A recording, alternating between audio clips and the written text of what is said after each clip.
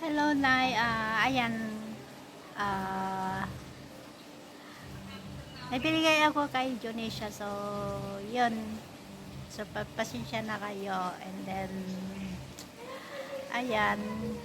Yung anak mong bunso na paluwang it pero nung nagkapamilya, biglang tumino.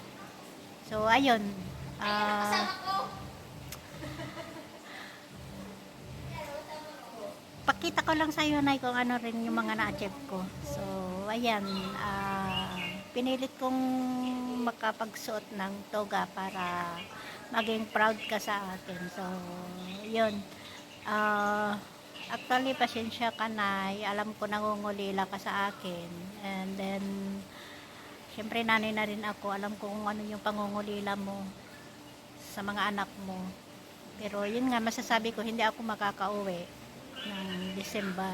So, baka next year, pwede rin siguro. Alam mo naman, importante yung trabaho sa amin, para sa mga anak din namin, para sa mga kinabukasan nila. Kaya, yun, Nay. Pasensya ka na lang. Pasensya kung nagiging busy yung mga anak mo. Pasensya na kung inuuna nila yung trabaho. Kasi darating din yung panahon, makakasama nyo rin ako. And happy birthday, Nay.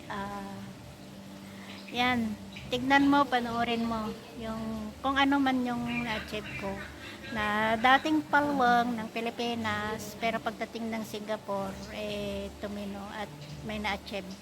And hindi pa nagsasawa na gumawa ng mga goals, abutin yung mga pangarap para.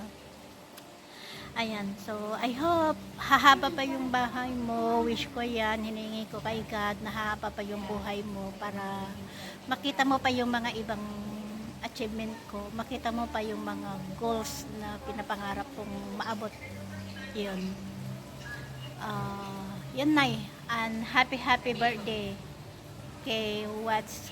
And then, happy birthday, Nay.